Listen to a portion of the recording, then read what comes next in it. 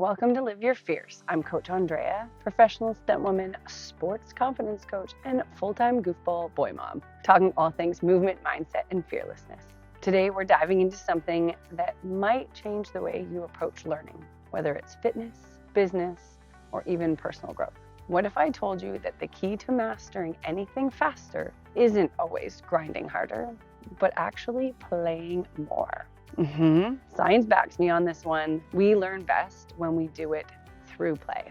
So in this episode, we're going to break down why play is a neurological superpower for learning, what happens to our brain when we experiment instead of forced results, the physiological benefits of play-based learning, and why I use it with my clients.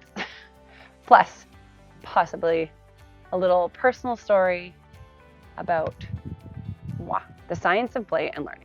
Let's start with the brain. When we play, something fascinating happens. So play triggers neuroplasticity, which is like a super fancy word for our brain's ability to rewire and form new connections. A study in Trends in Cognitive Sciences found that when people engage in playful, exploratory learning, their brain activity is more dynamic, meaning they retain more information, they adapt better to new challenges. Why do you ask? Because play-based learning, it activates multiple parts of the brain at once. The prefrontal cortex, which is where decision-making happens, the hippocampus, somewhere in there, which stores memories, and the dopaminergic system, which motivation and reward. Need I say more? The last one is key because when something feels fun, our brain releases dopamine, also known as the feel-good chemical. Me like some dopamine. Dopamine not only makes learning more enjoyable, it also strengthens memory pathways so that we recall information faster and we apply it more effectively. That's why kids learn language, movement, social skills so much more quickly through games. It's because their little brains are literally wired for play. And here's the best kept. And here's the best kept secret.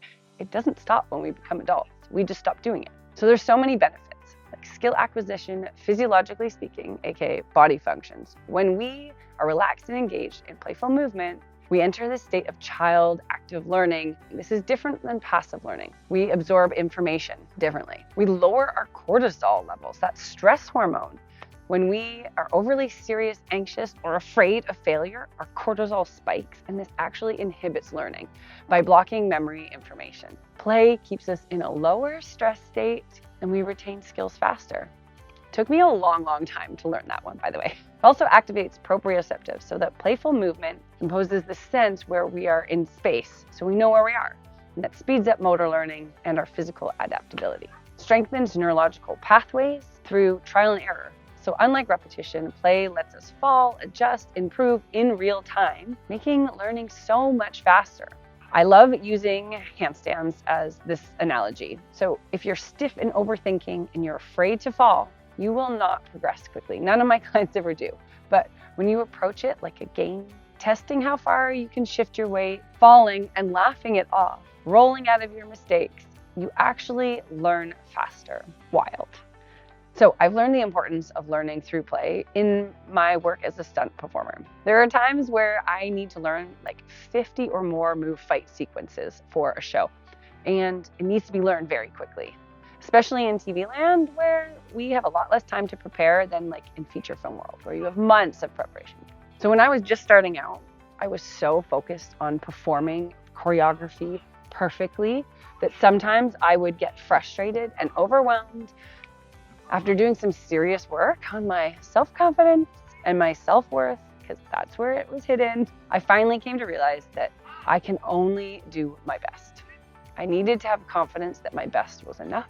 I mean, after all, they did hire me, so they thought I could do the job, so I should just go do the job. Once I was confident with what I brought to the table, I approached learning these fight sequences as a game, trusting myself to pick it up quickly. I laughed off my mistakes, which I made a lot, especially in the early stages of learning.